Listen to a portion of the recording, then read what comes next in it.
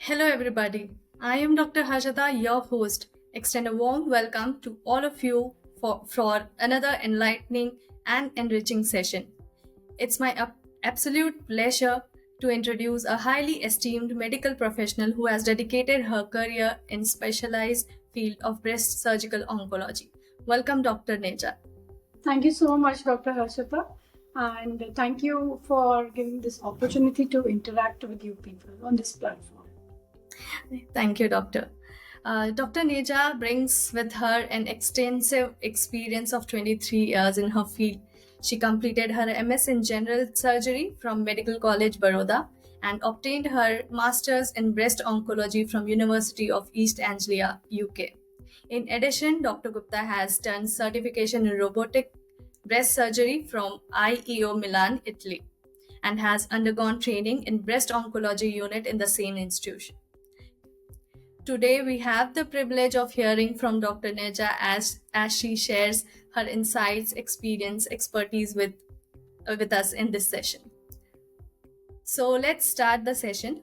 Doctor, in your experience, are there any variations in breast cancer incidence and treatment outcomes based on geographic regions? Yes, there are. If you see India as such, so in India we have certain districts where the incidence of breast cancer is more, and more so in the rural population. So because the reason is the treatment opportunities are different in rural and urban areas. So when you talk of certain districts of the south where the opportunities are less, the facilities are not so accessible, the treatment outcomes they vary. So when you compare the center versus the periphery, definitely there's a difference, a huge difference. So that is why when we talk of the breast awareness programs and we talk of picking up cancers at an early stage, we usually talk about the screening methods, whether it's a self breast examination, a clinical breast examination, or a mammography. So most of the times, these mammography and investigations are not available in the periphery. The people they don't resort to all these Medicare and the technologies so easily and in the initial phase. So they come to us in the later phases, and that is why the cancers which are picked up from such people are definitely in late stages. Treatment is longer, it is more costly also, and the outcomes are not so great. Okay, doctor. And now talking about the breast reconstruction techniques, are there any latest advancements in these techniques following a mastectomy? Like how do they contribute to improved patient outcomes? Yes. So, talking of mastectomy, I hope everybody understands mastectomy means removal of the breast. Yes, there are options of reconstruction after the mastectomy. So this is mainly, area of plastic surgeon. So they will look up into the patient's body profile, and wherever they find an adequate donor area of fat, whether it's an abdomen or it may be the hips also, it can be an area which has got more of fat which can be donated to the breast. They can utilize that area and do a microvascular surgery and reconstruct the breast. But before that, I would say, even before mastectomy, there are a lot of eligible cases where you can understand and even explain to the patient that a mastectomy is not required. So, surgery, whether it's a mastectomy or it's breast conservation, surgery is not going to define the prognosis of the patient in most of the cases. In certain non-responsive patients which are not responding to chemotherapy, definitely there is a higher risk of recurrence when you talk of breast conservation, and we usually offer mastectomy first in these cases. But the thing is, looking at the presenting stages, in early stages, if the patient comes and despite the fact that they have to undergo a chemotherapy first, even the tumor is not very big, it's not bigger than 2 centimeter, but we offer chemotherapy to certain patients even in smaller tumors. So you can offer a breast conservation. So suppose I'll give an example. A lady who comes with a tumor size of about 3 centimeter, and she is hormone positive, right? So if in a hormone positive patient, 3 centimeter tumor without a node positivity, we can offer a surgery directly. For a similar case, if the patient is triple negative, or even if it is HER2 positive. These are the types. So we have different types of breast cancer tumors. So these two types, we would offer chemotherapy despite the fact that the tumor size is very small. It's just 3 centimeter without a axillary node. So this is one of the medical languages. For a layman, just to understand, the decision to undertake a mastectomy or a breast conservation, it lies on the fact that what is the biological profile of the tumor, right? What is the type of the tumor? One. Number two, the presence of nodal positivity, whether it's positive, negative. And number three, definitely the patient's preference. So you explain the patient that mastectomy, after mastectomy, you will have to undergo this kind of treatment. You will be subjected to radiotherapy or not, because radiation is a supplement. It has to go with breast conservation. If you're not doing a mastectomy, radiation, and you're doing a conservation, whatever is the stage, you have to offer radiation to the patient. So breast conservation plus radiation is one treatment, and mastectomy is one treatment. But this is not blanket for all. The thing is, there are a lot of riders to it. There are a lot of other things to it. For example, whether the patient is having node positive or not. If patient is node positive and we are not following, it's not hugely node positive, we may offer a sentinel. Doing just a small bit of dissection and sampling for that particular area, the axillary area, instead of doing a total dissection. So node positive patients, whether it's a single node or multiple nodes, they have to undergo radiation. Whether they do under breast, they opt for a breast conservation or they opt for a mastectomy. Number one. So balancing everything, in a node positive patient, you have to offer radiation. So the patient can very well undergo a breast conservation. This radiation is going to be mostly 3 or 5 weeks, depending on the other clinical parameters. So these are the things that the patient needs to understand, and few more. But the surgery, the kind of surgery, usually does not determine the prognosis of the patient. It's the tumor profile, other things that determine. And we have to see that the patient completes the treatment, which is very, very important. Somebody coming from a village, and you understand that the patient doesn't require extensive, is node negative, doesn't require extensive treatment. You just offer mastectomy, sentinel node to the patient, and the patient plus minus chemotherapy, whatever, systemic therapy, and the patient may skip that 5 weeks of treatment. So you have to ensure that the patient, first and the foremost thing, the patient should be able to complete the treatment. You start the treatment, surgery, whatever, you start the treatment, and the patient, you can look up to the patient, you'll understand whether they'll be able to complete it or not. You can discuss with the patient. It's a long treatment, right? It is going to change her life.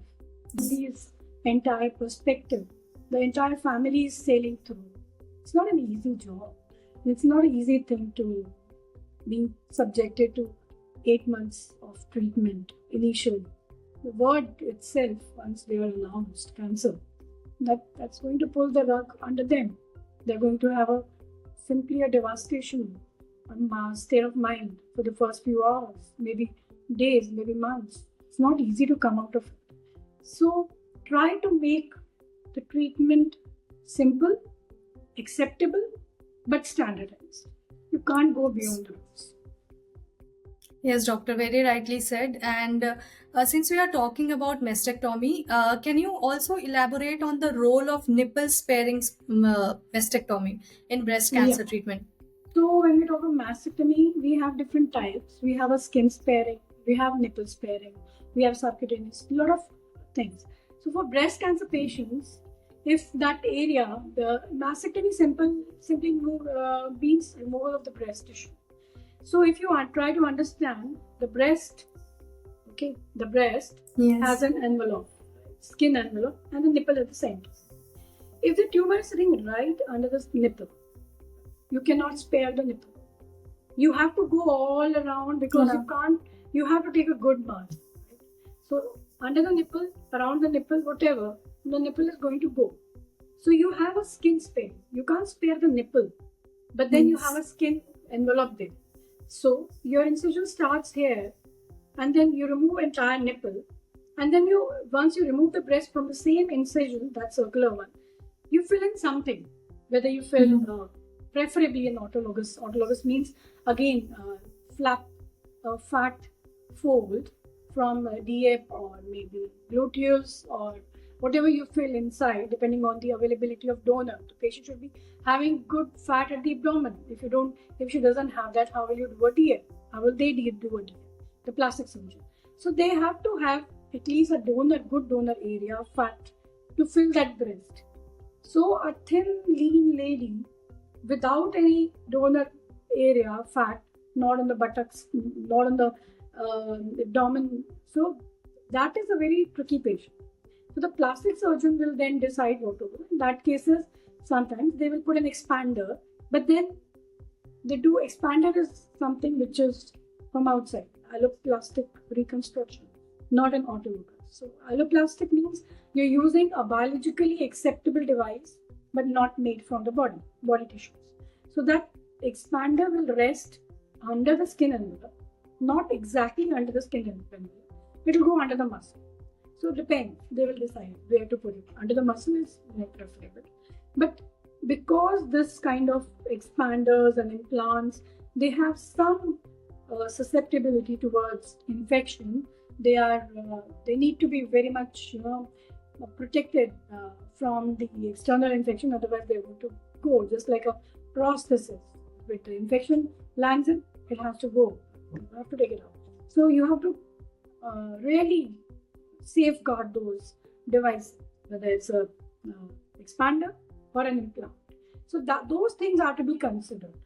So patients who are fit, who have a good donor area fat, less morbidities in terms of diabetes, hypertension, other diseases, right? Not taking any kind of steroids, or they have not been subjected to any kind of chronic treatment that is going to impact the acceptability. The body is going to accept that particular implant.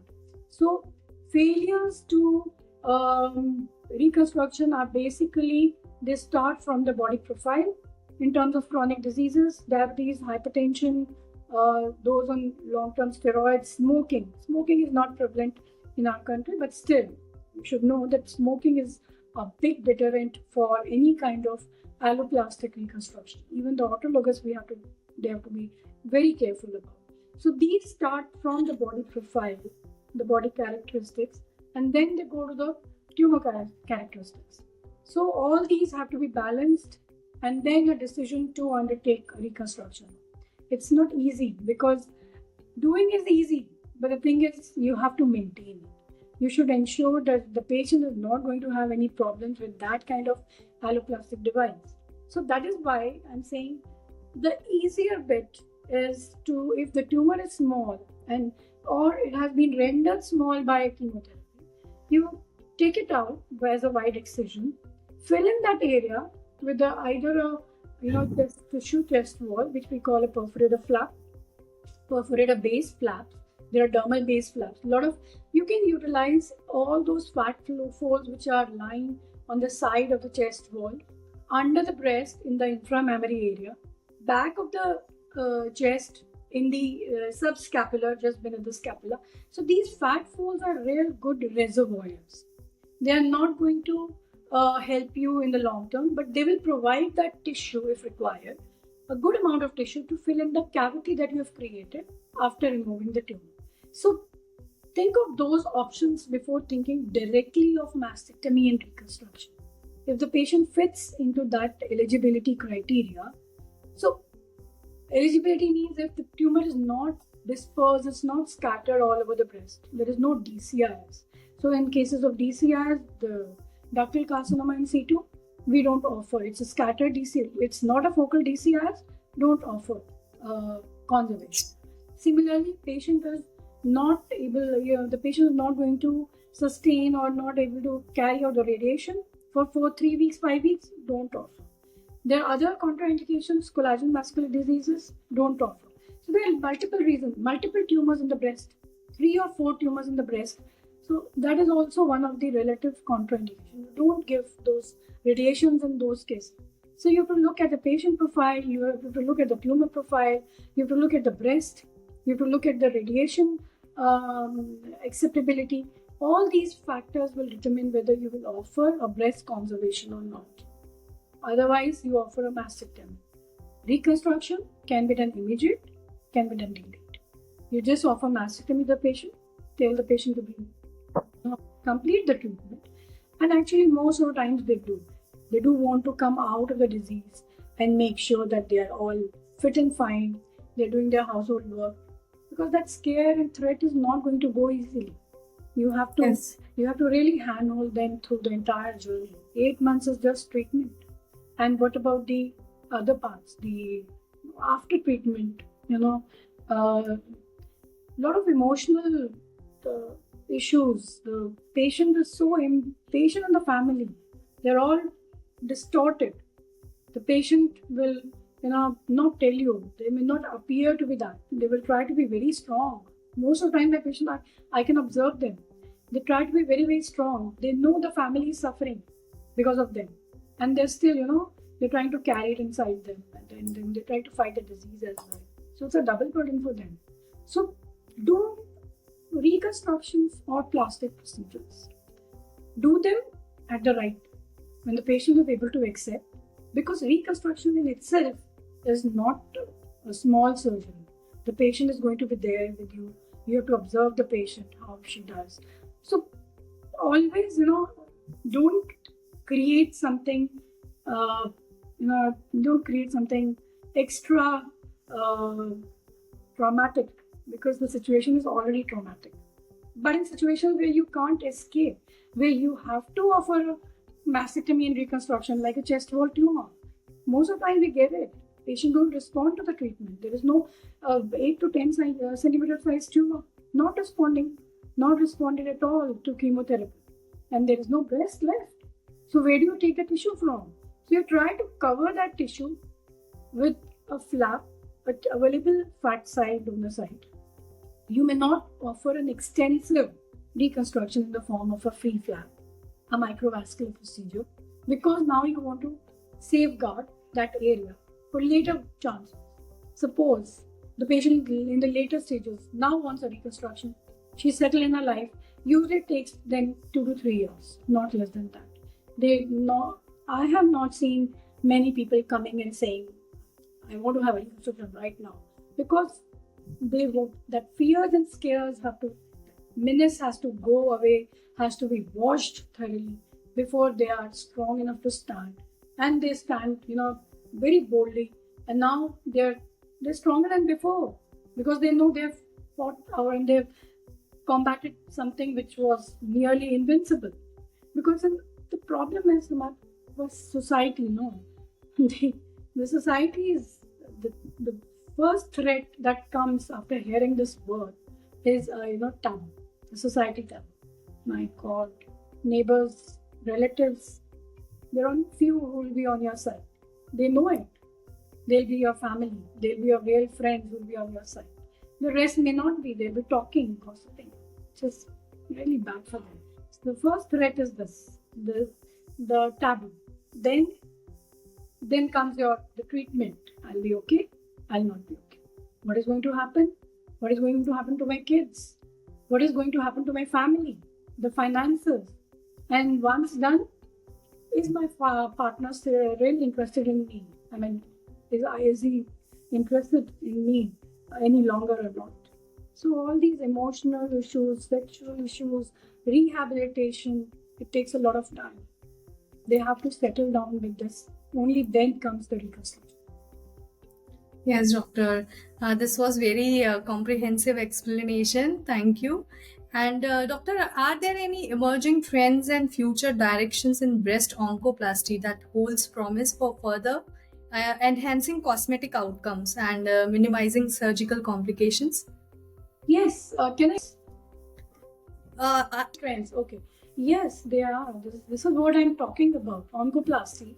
So oncoplasty means oncology and plastic combined together, right? Oncology, because what you're offering to the patient is as good as mastectomy and reconstruction. That is oncology. And plastic, you're giving the patient a good aesthesis and cosmesis so that once she stands in front of the mirror, she realizes, yes, I'm fine, I look good. This is one of the very important part in the rehabilitation, the well-being of the patient, how they have recovered from the illness physically, emotionally, socially, economically, sexually. So these are all components of recovery.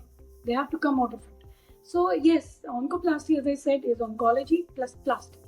So oncology is when you remove that area with a good margin and all those things, or maybe you do a mastectomy, whatever, and then you fill that area with a tissue. So this is basically more about doing procedures in the same body. I mean, using the fat and the tissue areas from the patient itself. As I said, a lot of times we have available fats donor areas in the chest wall, the lateral part of the chest wall, or just beneath the breast, or in the back. So yes, oncoplasty, definitely. It's not just an emerging; it is an established trend. But every procedure has its ifs and buts, do's and don'ts.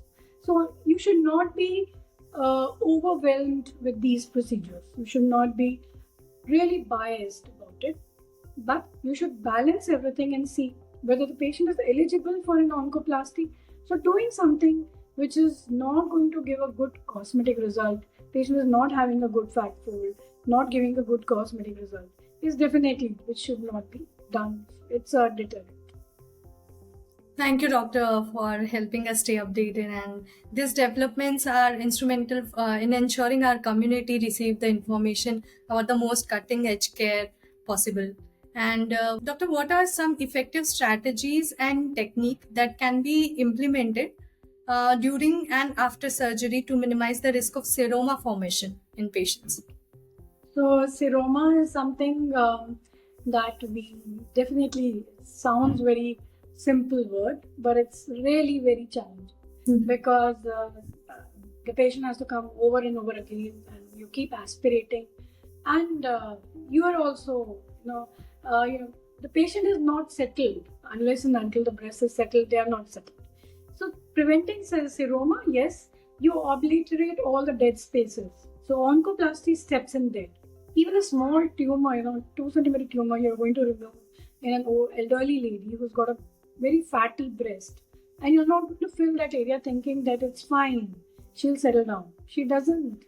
That cavity itself is such a displeasure. It will keep pouring fluid, and you keep aspirating, and you just wait for that good sunny day when everything just settles down. So even small cavities in certain fatty breasts will definitely give you trouble. Big cavities, obviously. So obliterating the cavity is very important. So there is where the oncoplasty chips in. You have to fill that area using any adjoining donor fat from the patient's body, number one. Number two, a lot of times the seroma which comes from the axilla. So seroma can come from the breast area, it can come from the lymph node dissection area. So when they are pouring from the lymph node dissection area, that also needs to be prevented. Prevention is always better. Prevention by obliterating the space, number one. Prevention by again clipping the lymphatics when you are doing the dissection in the axilla. You can identify those minor white threads because you know where the vessels are. The vessel is going to bleed. The thread is not going to bleed. So instead of using a cautery, you just use a small clip there so that minor thing, that minor channel, lymphatic channel, it doesn't pour any kind of fluid later. Very, very important during axillary dissection. And then again, cautery. Don't use the cautery at a high. Very, very important. So minimal level of cautery, I don't keep it more than 35 because I have seen keeping it more than 35, even 40 sometimes gives such a trouble. It varies from what kind of cautery you're using. Sometimes 40 is fine, but beyond 40, yes, I don't use. Usually, unless that it's a very dense breast and I have real trouble in dissecting that dense tissue off. But above 40 and axilla, you don't need 40. You settle at 30, 35, you don't need it. So you use maximum of clips, minimum of cautery. That is the way to go. And a blunt dissection. That's fine. This will help. And identifying the patient. So if you identify the patient, patients who have got high BMI, they will have some kind of seroma later. So these things have to be identified, you prevent happening, and treatment is definitely, you have trouble, you keep aspirating those fluid areas, keep aspirating. Or first and foremost, if you feel the patient is really bulky and has a high BMI, leave the drain area with half a suction. So initial days, for the first week, you may just keep the negative suction at full force, and then you just reduce that negative suction and keep it at a half negative maybe, so that the patient doesn't have a total pull of the entire fluid, because it keeps on coming out and it keeps on pouring. This is also a vicious circle. So that if you just drain each and every last drop of fluid from that area, you will possibly have a repeat seroma refill of as fast as possible. So you keep that suction at a lower negative than not the full negative, and then you keep it for another 1 week. So maybe by the time you reach your third week, the seroma is usually settled, even if it's a full dissection, axial dissection. But keeping that drain longer than 3 weeks is a waste. You have to take out that drain after 3 weeks or maximum 4 weeks. And then if you want, you can replace it with either a corrugated, but corrugated again is a trouble to the patient. So you change the drain, or you just try to keep a pressure bandage there and observe how the patient is doing.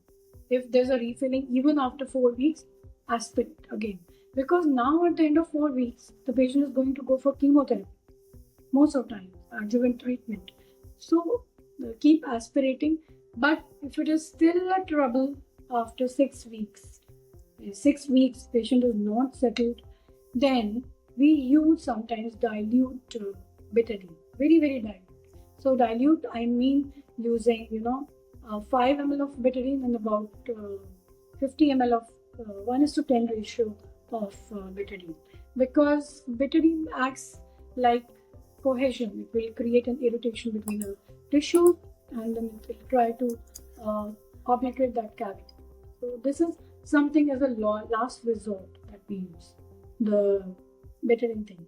6 weeks, 8 weeks, you are already looking forward to chemotherapy and it is getting delayed, then possibly you may do that. But before that, keep aspirating, keep pressure over there. So these are the methods. Majority, 99% of times, you don't have problems. Thank you, doctor. And doctor, can you share any special patient case with the viewers?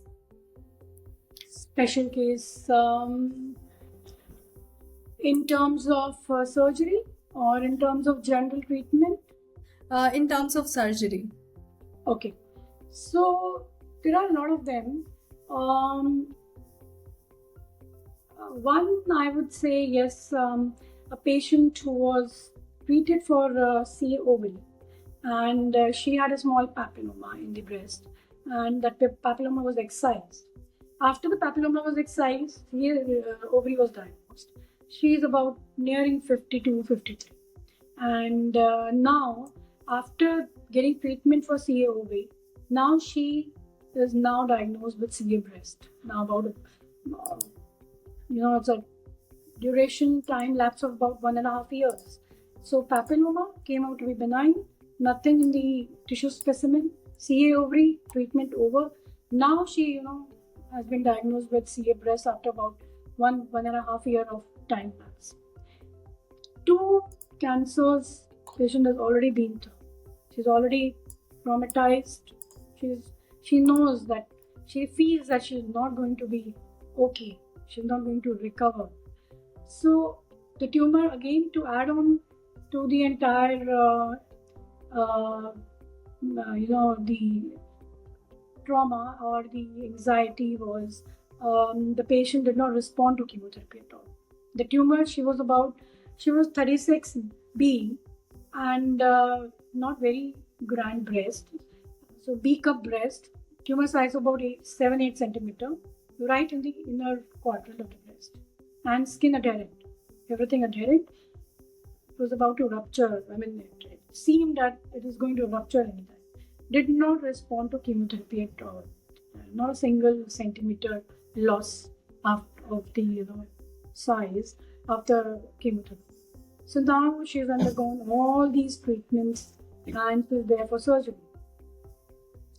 Obviously, she has to have a mastectomy. There is no point of discussion. But the thing is now chest wall cover. So if she did not have much fat in either of the donor areas, because after undergoing so much of treatment, she's already lost weight, she's lean, she's got nothing to do with any body fat. So where do you pick up that fat from? So what to do? So I did a flap, actually a dual flap.